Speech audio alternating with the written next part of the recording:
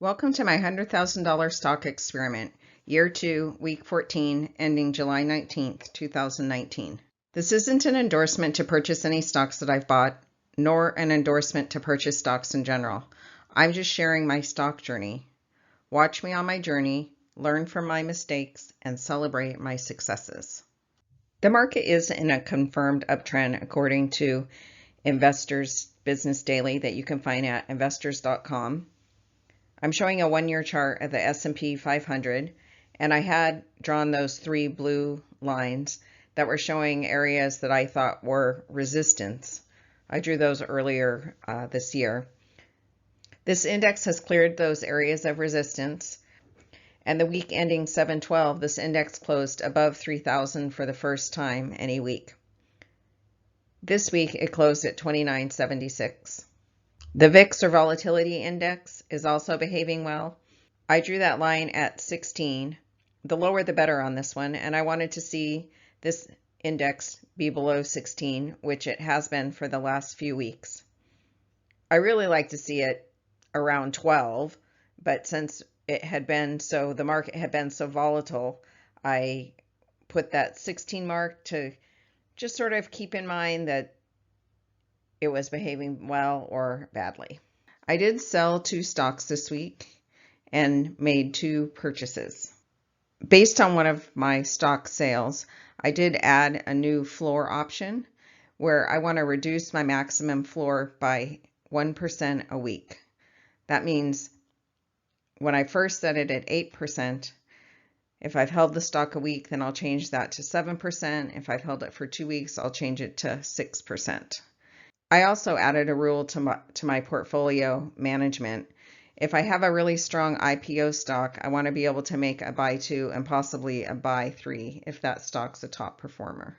Stoke Therapeutics is one of the stocks that I sold. I had held that for 3 weeks and I did take an 8% loss. Here's an example of how my floor would move up 1% a week from the 8%, and then the big dotted line is the 7%.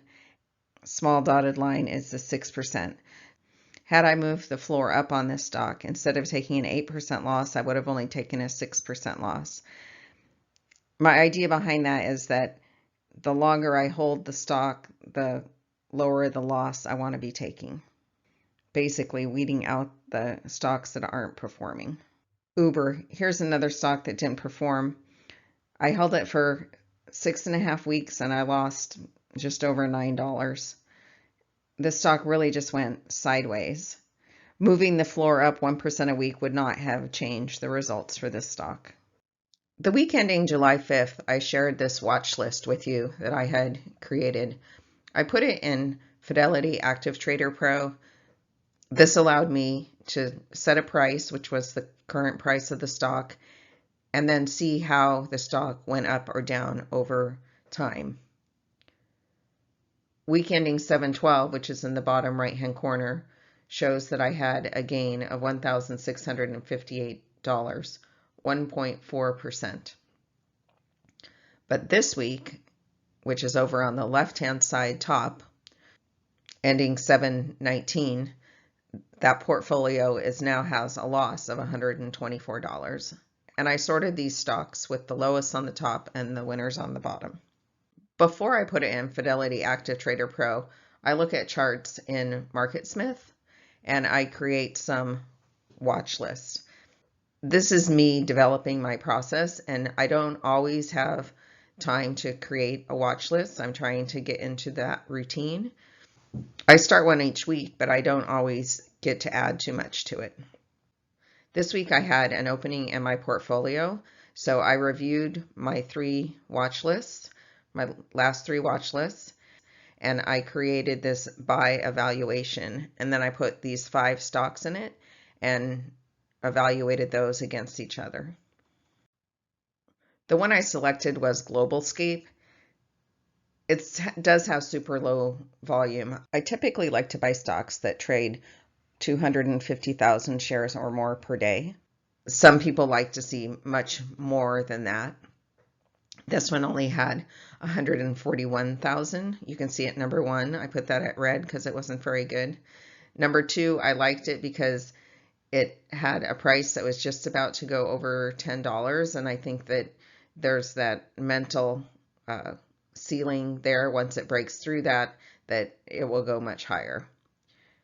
Number 3 is showing a huge uptrend.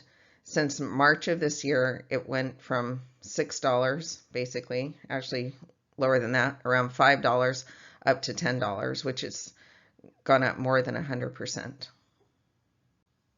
It did have one day where it had a huge gap down and it went below its 50-day simple moving average, that number 4, and then it had been going along that 8 and 13-day moving averages, the pink and the green line, and then it seemed to jump down, and now it was going along its 50-day. So number 5, I liked that price action. Once it had dropped, it sort of reclaimed its pattern and is going back up. Here's my current holding bar chart. Each bar represents 1 week that I've held the stock. Each week I rank these in order of the weakest stock to the strongest stock based on their charts. Now I'm going to review the charts in order of weakest to strongest. Amazon. I think this has the weakest chart. The stock did close on Friday below its 13-day and its 8-day simple moving average. I have 3 buys in this stock that I've held for about 6 weeks. One is up 9.5%, one is up just about 7%, and one is up slightly more than 4%. ServiceNow. This stock had a big drop on Friday, and it closed close to its 28-day exponential moving average. So I left the floor at last week's 28-day exponential moving average. The stock had been a great performer in the past, so I don't really want to sell it. I want to give it some room to run, but I was surprised by that big drop. IIPR. This is another stock that I left the floor at last week's 28-day exponential moving average. I hope I can hold this stock, but it did close below its 8 and 13-day simple moving average, and it did have large volume. I have 2 buys in the stock that I've held for 6 weeks. One I'm up over 28%, and the other one I'm up 25%. ATR. This is a stock that I've held the longest. I've held it for almost 16 weeks, and it's up just about 15%. I did raise my floor to the 28-day exponential moving average, but it does look like to me that this stock is losing some momentum. GSB. This is a new purchase for me this week. I've held it for just 1 day, and it's up 1.4%, and I am leaving the floor at the 8%. Enphase. This is one of my top performers. I really like the chart because it closed above its 8-day and 13-day simple moving average. I did raise the floor to that 28-day exponential moving average. And I've held my first buy, I've held 9 weeks, and it's up 41%. My buy 2, I've held for 2.5 weeks, and it's up 7.6%. And my B3, I've held just about 2 weeks, and it's up 4.2%. Beyond Meat. This stock is performing extremely well. It's an IPO stock. I've held it for 7.5 weeks, and it's up 91%.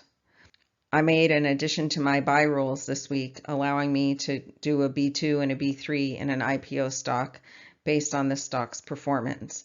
So I did make a B2 on Thursday. I've held it 2 days, and it's up 3.3%. You can also note on this chart that the red 50-day simple moving average line is beginning to form. Here's my current dollar gain for each of the stocks. This is just for the B1s, not total gain. I sort with the lowest on the top and the greatest gain on the bottom. GSB is on the top. I have a gain of $141 in that. No losers this week. And I also take a look at the percentage change per week with the lowest value on the top and the greatest value on the bottom. You can see that I had 3 losers this week, Now, Amazon, and IIPR. And IIPR had a loss last week as well, so keep an eye on that stock. The benchmark of my portfolio versus the S&P 500 shows that I'm up 34.5% versus the S&P at 12%. You can see that it went down this week, but my portfolio went up slightly. Here's an industry breakdown of the stocks that I own, and the numbers on there show if I have a B1, B2, or B3 in the stock. My biggest holding is Beyond Meat, 25,000, and I only have 2 buys in that stock. At the end of the week, I have $5,252 on hand, and I could do a buy 3 in Beyond Meat, IPR, or now. And then if I sell something, I could buy a new stock, or I could do a B2 and 3 in ATR or GSB. Thanks for watching. Keep an eye out for my next episode, or better yet, subscribe to my channel. Don't forget to hit the bell if you want an alert when I post a new episode.